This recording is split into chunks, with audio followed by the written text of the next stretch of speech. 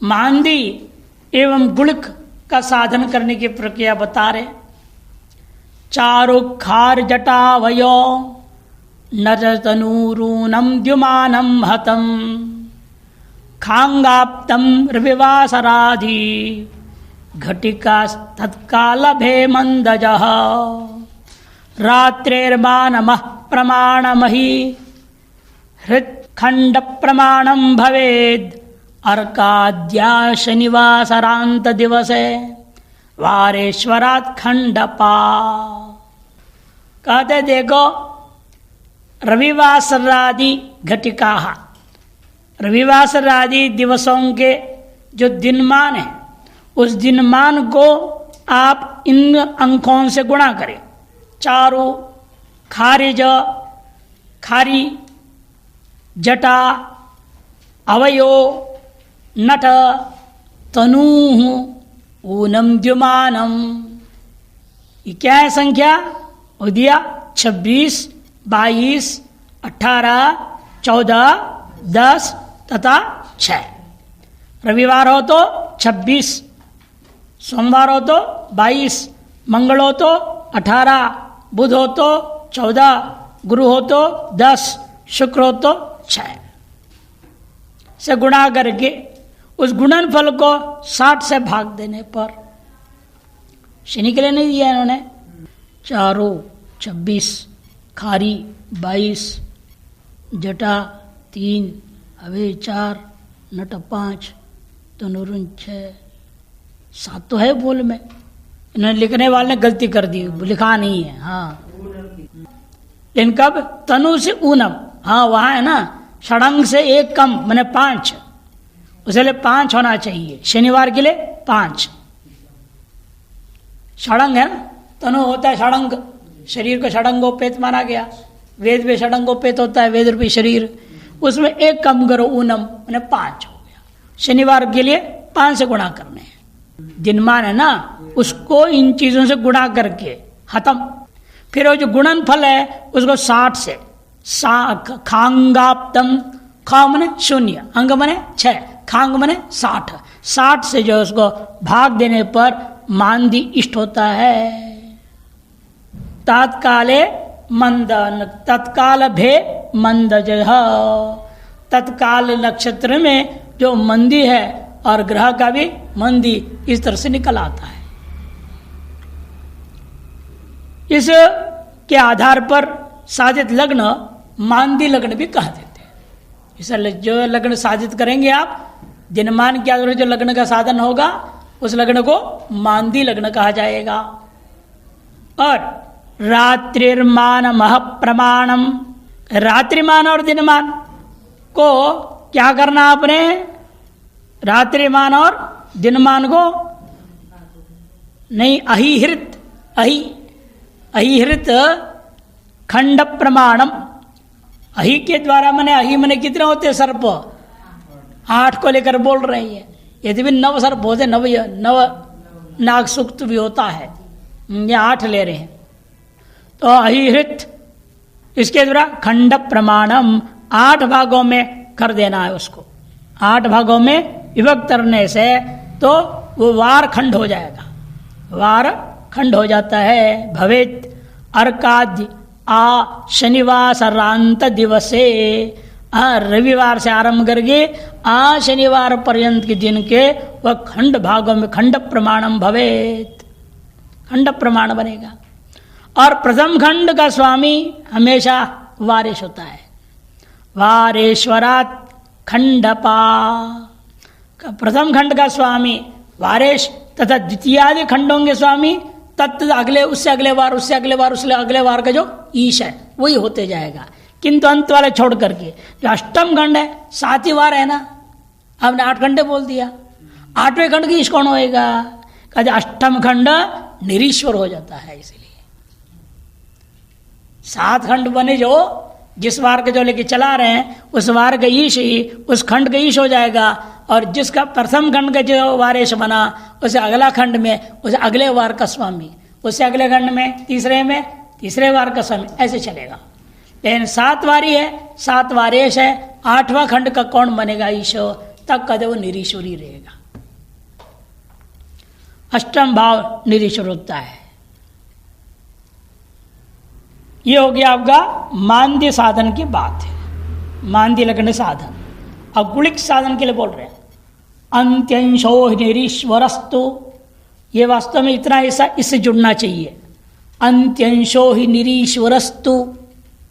अंत्यंश माने आठवां खंड, वो कैसा है? निरीश्वर होता है। उतना ऐसा श्लोक जो है हिंदी यहां दे दिया, जोड़ रहे हो कि भी इसी से जोड़ेगा, अष्टखंडों का विभाग को लेकर कहा जा रहा है। उससे आगे गुणिक का वास्तव है। गुणिक का शन्यंशकस्तन्निशो वारेशाद्य पंचमादित अयम खंडांतमेशे भवेत। कहते देखो शनि का जो अंश है उसको गुलिक कहा जाता है।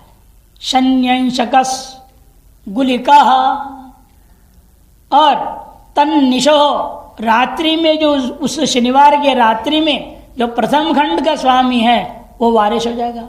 वारेशाद यह पंचमादित, उससे पंचम ग्रह ले लो। रात्रि में जो प्रथम खंड का स्वामी वारेश से पंचम ग्रह को ले लेना, तथा पंचमेश से अग्रिम को ले लो। पंचम आदित्य, पंचाम आदित्य हो गए, पंचानवे पंचमादित्य, पंचमादित्य। पंचमुख से जो है आप लेंगे अग्रिम ग्रह, अग्रिम खंडों के स्वामी होते हैं। मैंने पंचमे से अग्रिम जो भी ग्रह होगा वह अगले खंड का, उससे अग्रिम वाला उससे अगले खंड का, ऐसे सभी खंडों के स्वामी बना लेना होगा। अयम खंडांतमेशे भवेत, खंडांतम ईशे भवेत। आ ईशे ऐशे हो गया है, आंग सर खंडांतम, अंतिम खंड तक सकल ईशों को इसी प्रकार से ग्रहण करना है। मर्यादा में आ ईशे ऐशे गुण हो गया। भवेत, मांद्य और गुणिक बहुत अशुभ माने जाते हैं। मांद्य और गुणिक दोनों अशुभ माने जाते हैं। उत्तर भारत में लिखते ही नहीं है कुंडलियों में।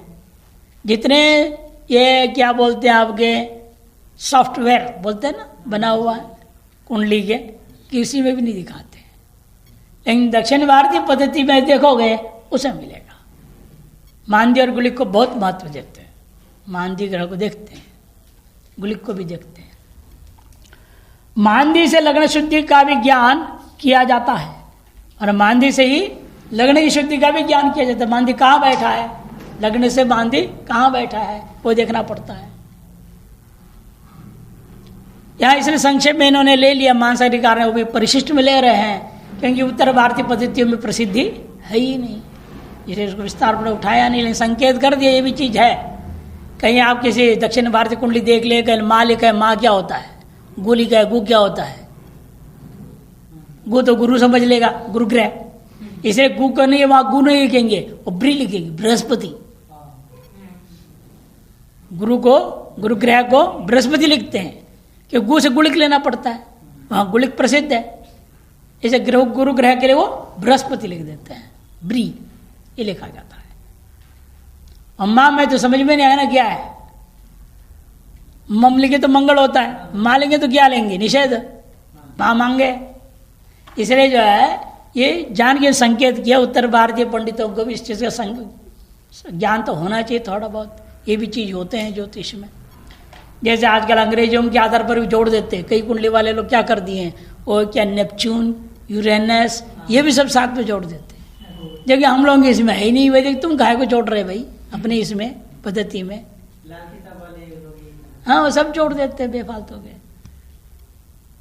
खैर चलिए, अब एक तरह से समाप्त हो गया ग्रहों के विचार, फलादेश, कुंडली का निर्माण, दशा निर्माण, उत्तरदशा, प्रत्यंतदशा की गणना, सारे विधि विधान विचार समाप्त हो गया।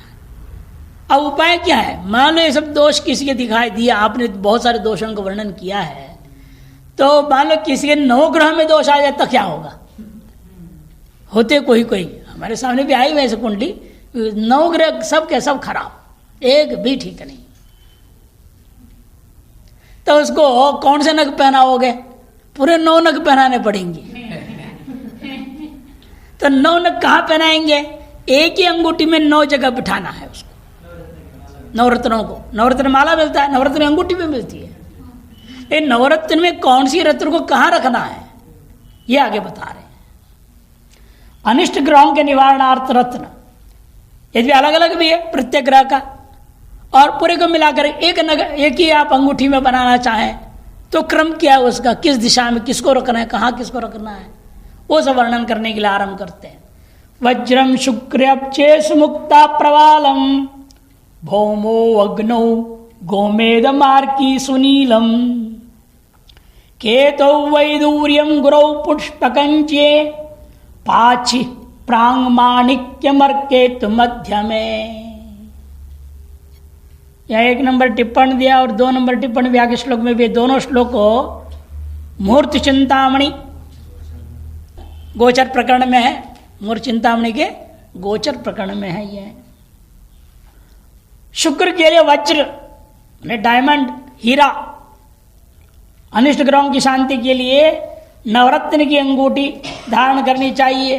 अंगूठी में रत्नों का स्थापन इस प्रकार करना चाहिए, पूर्व में हीरा वज्रम शुक्रे, ये चित्र में दिखा दिया ना, हीरा इस कोने में, इसे पूली का पू मने पूर्व, चित्र के बाहर जो पू है पूर्व है, इधर प मने पश्चिम, ऊपर ऊ मने उत्तर, नीचे द मने दक्षिण। अब उसी हिसाब से ईशान नदी कोण बन जाएंगे अपने आप। तो पूर्व में हो गया हीरा, और अग्निकोण में मोती चंद्रमा, और दक्षिण में मूंगा मंगल का, नैऋत्य में गोमेद राहु का, पश्चिम में नीलम शनि का, वायु में वैडूर्य माने लहसुनिया केतु का, और उत्तर में पुखराज पुष्पक बोलते हैं, पुष्यक भी बोलते हैं, पुखराज बोलते हैं बृहस्पति का, और अंत में पन्ना ईशान कोण में पन्ना बुध का, और बीचों बीच में हमेशा सूर्य का माणिक्य है। स्पष्टार्थ चक्र नीचे दिखाई दिया इसीलिए। और ग्रहों के रत्न यद्य वही है, यहां भी श्लोक में वही बोल रहे हैं, कोई रत्न में अंतर नहीं है।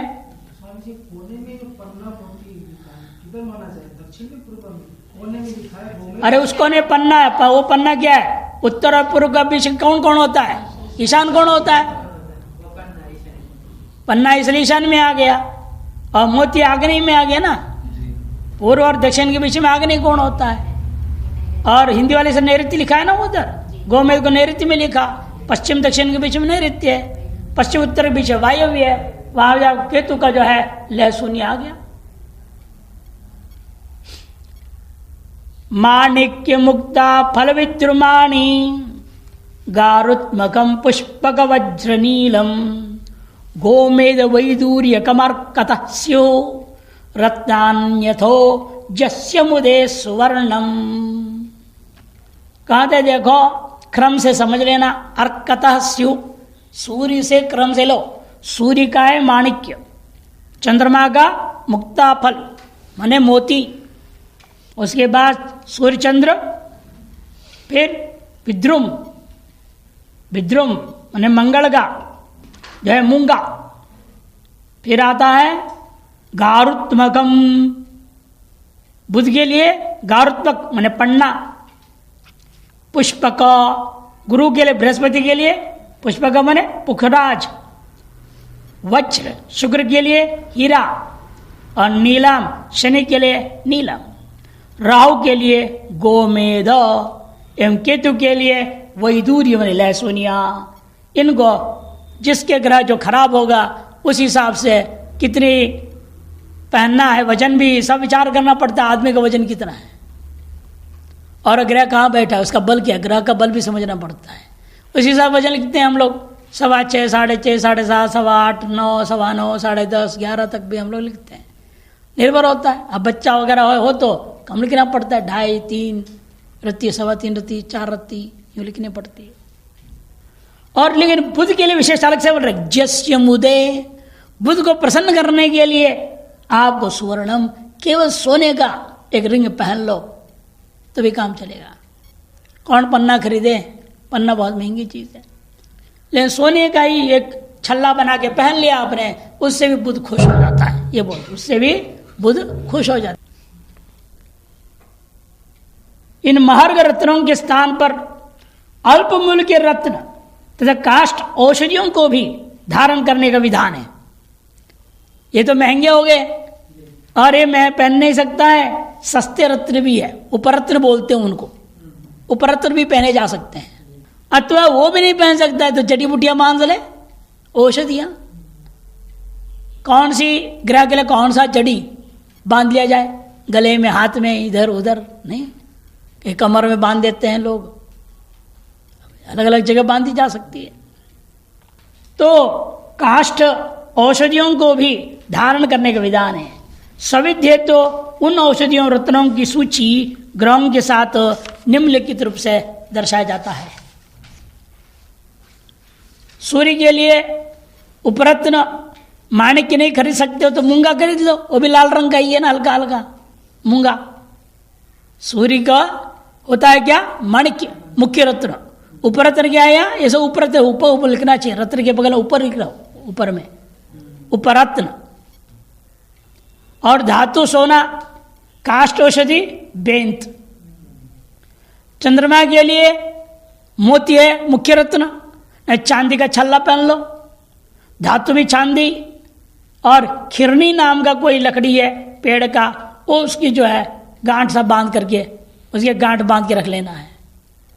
मंगल के लिए मुख्य रत्न भी मूंगा है, उपरत्न भी इन्होंने मूंगा ही लिख दिया। यदि भी अन्य भी होते हैं, उपरत्न अलग अलग होते हैं। चांदी का छल्ला पहन लो। और यदि मोती पहनना भी है, मोती को आप चांदी में ही बना के पहनाना, उसके लिए धातु अलग गिनते हैं। मोती को आप सोने में पहन के मत पहनिएगा कभी, बड़े पैसे वाले भले हो जाए, जितने पैसे वाले भी हों, तो ये मोती कभी सोना में नहीं पहना जाता है, हानिकारक है, नुकसान देगा। मोती चांदी में ही पहना, इसे धातु वाले किनार है जिसमें आपको छल्ला बनानी है, अंगूठी बनानी है। और मंगल के लिए धातु क्या है, तांबा। और काष्ठ औषधियों में नागजिह्वा नाम की औषधि। बुध का मुख्य रत्न क्या था, पन्ना, अतः उपरत्न में कह दिया सोना। और यदि पन्ना पहनना है तो धातु क्या प्रयोग करोगे, सोने से ही बनाना। और विधायरा या विधरा, वो विधारा भी बोलते, विधारा विधायरा एक ही है, जड़ी बूटी है ये। और गुरु के लिए मुख्य क्या था रत्न, पुखराज। और उपरत्न हो ये मोती, धातु है सोना में पहनना। और भारंगी नाम का जड़ी बूटी है। शुक्र के लिए हीरा, हीरा नहीं पहन सकते कोई भी बात नहीं, चांदी का टुकड़ा पहन लो। और हीरा पहनना ही है तो धातु क्या प्रयोग करना उसके लिए, सोना। अरंडी या वाघंटी, अरंडी का तेल बनता ना, अरंडी का फल, उसको बांध लो, औषधि शुक्र के लिए। और होगा किसी भाषा में वाघंटी उसको बोलते होंगे ना, अरंडी के लिए वाघंटी भी बोलते किसी अन्य भाषा में, लिख दिया है इन्होंने। अब कहाँ की भाषा, जहाँ मराठी का तो नहीं, इसलिए आपको नहीं समझ में आ रही। अरंडी बोलते वहां पर भी, एरंड, एरंड भी बोलते हैं यहाँ पर उसको। शनि के लिए नीलम है, और नीलम नहीं पहन सकता है तो लोहे का छल्ला पहन लो। लोहे का छल्ला पहने, उसे भी बता देते काले घोड़े का नाल है, उसकी छल्ला बनाकर पहनो, और ज्यादा लाभदायक माना गया। और यदि आप नीलम पहनते हैं, धातु सोने से ही बनाइएगा। और बिच्छू घास या वांछोल बोलते हैं उसको, और उसके ही जो है दरबज का बना करके उसको पहन लो हाथ में। बिच्छू घास होता है घास, हाँ, बिच्छू का नहीं पहनना है, वो तो काट देगा। जिंदा पहनोगे तो काटेगा, मरा को पहनोगे तो दुर्गंध मारेगा। है यहाँ तो बिच्छू घास औषधि है ना, यहाँ औषधि से मतलब है। हाँ, लेकिन उसको धो धा करके बढ़िया से पहले भिगो दो, मुलायम बना दो उसको, फिर उसके बाद नहीं करेगा वो, फिर उसको बनाकर उसको पहन लेंगे, कुछ नहीं करेगा। सीधे छुओगे तो काटे तो बहुत खुजलाता है। और राहु के लिए आपको बताया जाए तो गोमेद मुख्य रत्न और गौण रत्न, उपरत्न जो उसका लाजावर्त बोलते हैं, लाजावर्त। और धातु उसके लिए सोने में पहनने से ज्यादा लाभ देता है। और काष्ठ औषधि में चंदन है राहु के लिए। केतु का मुख्य लहसुनिया और उपरत इसके लिए भी लाजावर्ती है। लहसुन में पहनना है, सोने में पहनने से ज्यादा लाभ देगा। और इसके पौधा उसके लिए है अश्वगंधा। ग्रह शांत्यर्थ स्नान बता रहे हैं अभी। इन चीजों को पानी में डाल के स्नान कर लो, काफी हद तक ग्रह शांत हो जाएंगे।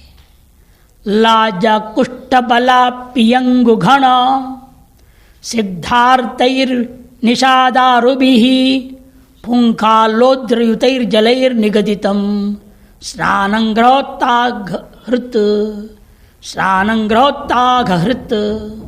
ग्रहण से उत्पन्न जो अघय मैंने पाप है उसको हरण करने के साधन है। ये भी वहीं का है, मूर चिंतामणि गोचर प्रकरण का।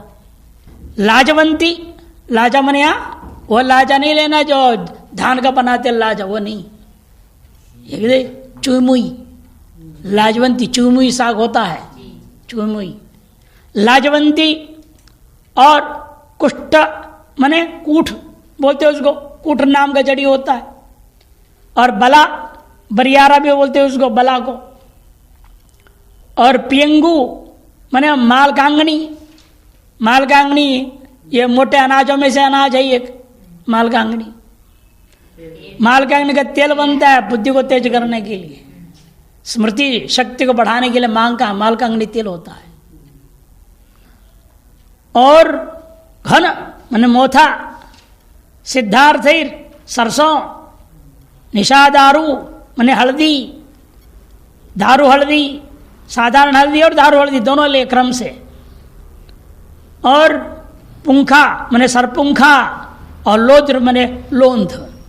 इन सभी औषधियों को जल में मिलाकर स्नान करने से भी ग्रहजन्य विकार नष्ट होते हैं। नवग्रह के लिए 9 प्रकार के जैसे धान्य होते हैं, वैसे भी 9 प्रकार के उन्होंने स्थान के पदार्थ बता दिया। इनको मिला लो, चूर्ण वूर्ण बना करके थोड़ा सा मंत्र बोल के, नवग्रह मंत्र बोल देना, नवग्रह नाम ही बोल दो। श्लोक है ना पूरे 9 ग्रहों के।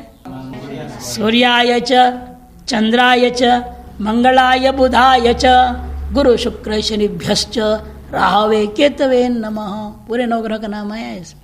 उपरत्न में इसलिए उसको उपरत्र कहा गया। मैंने क्या बोला, ऊपर लिखो बोला मैंने, सुना नहीं आपने पहले, मैंने लिखा कहा ऊपर लिखो, ऊपर उपरत्न, रत्न के बगल में ऊपर लिखिए। ये उपरत्नों की गिनती हो रही है, मुख्य रत्न नहीं। अब फल निर्देश संबंधी आवश्यक विषय बताने जा रहे हैं। फल विषय संबंधी आवश्यक विषय बताने जा रहे हैं। देखिए, जन्म चक्र में 12 भाव होते हैं। उन 12 भावों का क्रमशः नाम बता रहे हैं आपको।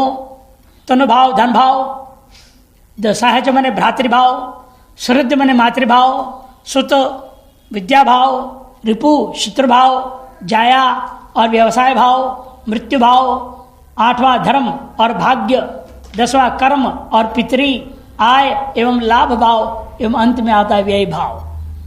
कुछ भावों के 2 नाम भी प्रसिद्ध है, वो भी हमने बता दिया साथ में। तीसरे का क्या है, सहज के लिए भ्रातृभाव भी कहा जाता है। चौथा सुहृद के लिए मातृभाव भी कहा जाता है।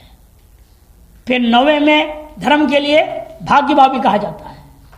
7वें में भी है जाया के लिए व्यापार भाव भी कहा जाता है। जाया भाव और व्यापार भाव भी कहा जाता है। मृत्यु को जो मृत्यु कहा देता है। रिपु को रिपु पर्यावाची प्रयोग कर देते हैं, शत्रु भाव भी बोल देते हैं। शुद्ध तो ही पुत्र भाव, वो 5वें के पितृभाव के साथ उसको विद्या भाव भी कहा जाता है। विद्या को भी उसी 5 भाव से देखी जाती है। कितना पढ़ेगा लिखेगा, मूर्ख रहेगा ही, ये समझना 5 भाव को देखना पड़ता है। और 10वें भाव कर्म है, उसका दूसरा नाम पितृभाव है। 11वें भाव का नाम आय भाव है और उसका दूसरा नाम लाभ भाव भी है।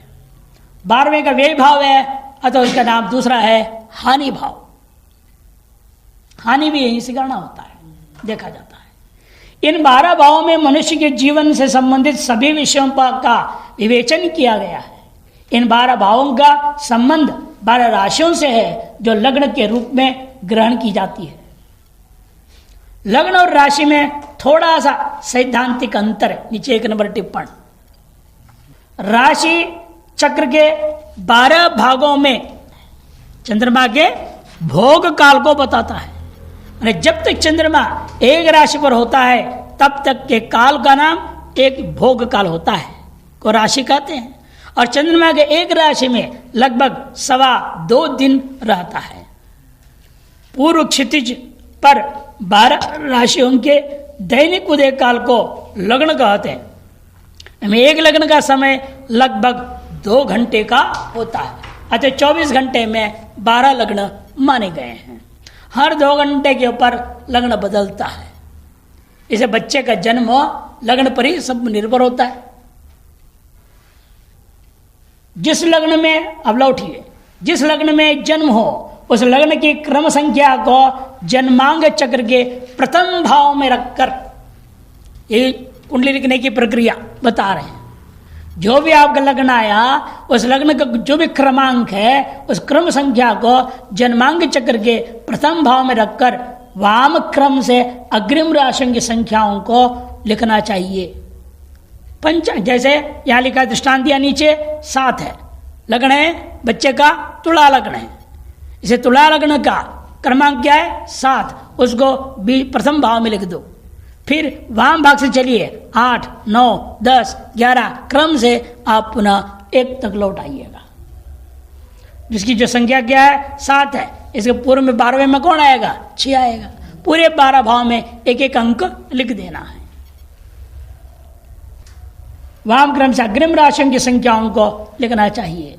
पंचांग में स्थित ग्रहों के आधार पर जन्मकालिक ग्रहों के राशियादि मान निकालकर जिस राशि पर जो ग्रह स्थित हो जन्म चक्र में के अंतर्गत उसी राशि में उन ग्रहों का स्थापन करने से जन्म चक्र का निर्माण होता है। कुछ आलसी पंडित होते हैं, वो क्या करते, गणित करते हैं नहीं। वो क्या करते हैं कि वो देखते पंचांग में रहता है ना, पता है ना, अष्टमी का कुंडली और पूर्णिमा कुंडली जो जैसा है वैसे वैसे ही लिख देंगे। जो नंबर में जो है लगने की निकाल देते, इतना तो कम से कम ठीक करते हैं। वो लगन की गिनती कर देते हैं, लगन लिख दिया, उसका जो ग्रह वहाँ चाहे वहीं लिख देते हैं। अरे मान लो वो तो अष्टमी के सुबह का है, मतलब 11 बजे बच्चा पैदा हुआ, वो ग्रह आगे बढ़ गया तो गति के कारण, गति है ना, आपको पता है ना, गति जोड़ के कैसे कैसे करना है। ग्रह स्पष्ट निकालना चाहिए ना। जन्मकालिक ग्रह स्पष्ट कई बार क्या होता है, जो वहाँ छपे वही नहीं रहता है, वो आगे बढ़ गया 1-2 ग्रह। कई बार राशि बदल गया, वो अलग राशि लिखी गई, वो अलग है, और वही को वही नकल कर देते हैं। इसे ब्राह्मण को, क्योंकि आप ये कुंडली जो बना रहे हो, बेचारा अगला परिवार उसे क्या मालूम है, तो जिंदगी भर सही समझ के चलते रहे गलत को। इसे ये बात कह रहे हैं ना कि आपको स्पष्ट हमेशा जो जन्मांक कुंडली जब बनाओगे वो जन्मकालिक ग्रह स्पष्ट निकाल लो। फिर वो जन्मकालिक ग्रह स्पष्ट कौन सी राशि में कौन आ गया गणित के अनुसार फाइनल हुआ, उसको लिखना। केवल पंचांग में जो है उसके आधार पर सीधा नहीं नकल करना। वही यहाँ कह रहे हैं पंचांग में स्थित ग्रहों के आधार पर जन्मकालिक ग्रहों के राशियादि मान निकाल करके जिस राशि पर जो ग्रह स्थित हो जन्म चक्र के अंतर्गत उसी राशि में उन ग्रहों का स्थापन करने से जन्म चक्र निर्माण होता है। जन्म कुंडली के तरीके से निर्माण होता है। जिस भाव में जो राशि होती है उस राशि का स्वामी ग्रह उस भाव का स्वामी होता है। जिस भाव में जो राशि होती है उस राशि का स्वामी कोई उस भाव का भी स्वामी कहा जाएगा। भावेश भी बोलते हैं उसको, तत्त राशिश भी बोला जाता है। जैसे यहाँ पर तुला राशि है लगन में ना, प्रथम भाव के स्वामी कौन होगा, शुक्र। कि तुला का राशि का स्वामी कौन है, शुक्र है, इसलिए प्रथम भाव का स्वामी शुक्र कहा जाएगा। द्वितीय भाव का स्वामी अपने आप मंगल हो जाएगा। तृतीय भाव का स्वामी गुरु बनेगा, यहाँ है कि नहीं। इस प्रकार से सबको समझना है। एक दृष्टांत ने दे दिया है और उसको लगा दिया। जन्म लग्न है 6, 8, 10, इसलिए 7 हो गया। लग्न कुंडली में आप 7 लिखेंगे वहाँ, कि 6 का अर्थ क्या होता है? 7 है ना, तो 7 लिख दिया। और वहाँ पर लग्न जो होगा क्या लिखा जाएगा उसमें? कितने अंश? 8 अंश, 10 कला, 8 10। और सूर्य है शून्य मने मेष राशि में। हाँ देखो आप सामने में मेष सु, उसका भी अंश कला है 1:37। और चंद्र है वृषभ राशि में 2 नंबर में है, वह 1:49। मंगल है शून्य पर मेष राशि में मंगल है 12:42। बुध भी मेष में ही है 17:44। गुरु 8 में चला गया वृश्चिक में, के साथ है ना, उन्हें वृश्चिक में चला गया 22:33 उसका अंश आदि है। और शुक्र 1 मने 2 और जब वृषभ राशि में गया 11:35 है। शनि 6 मने 7वां तुला राशि में बैठा हुआ है 2:47। राहु 3 मने मिथुन राशि और केतु आगे उधर 9 है अर्थात जो है धनुर राशि। दोनों की अंश वगैरह बराबर होता है 8:31 8:31। तुला लग्न में जन्म होने से प्रथम भाव में तुला को स्थापित किया गया और अनंतर सभी ग्रहों को अपनी अपनी राशि में स्थापित कर जन्मांक चक्र का निर्माण उसके दिए हुए गणित के आधार पर कर दिया। और एक नमूना है, दृष्टांत आपको दे दिया गया है। लग्न में तनु भाव में तुला लग्न है, अतः तुला का स्वामी शुक्र लग्न का माने प्रथम भाव का स्वामी होगा। इसी प्रकार अन्य भावों के स्वामियों को भी समझना चाहिए। अब देखिएगा राशियों का स्वक्षेत्र उच्च राशि कितने अंशों तक, नीच राशि कितने अंशों तक और मूल त्रिकोण क्या है वैसा वर्णन करने के लिए आरंभ करते हैं। सरलता है तो राशियों के स्वामी उच्च नीच और मूल त्रिकोण राशियों की तालिका निम्न रूप से लिखित है। सूर्य है सिंह राशि, उसका स्वक्षेत्र राशि है और स्वक्षेत्र में वह 5 अंश तक पूर्ण बलवान होता है। उच्च राशि उसका मेष है और 10 अंश तक, या बीच में लाइन नहीं होनी चाहिए। उच्च राशि के बाद जो लाइन दिया ना वो लाइन नहीं होनी चाहिए, पूरा लाइन दे दिया आगे पूरे में। 10 अंश तक वो बलवान है वहां पर, उससे आगे का।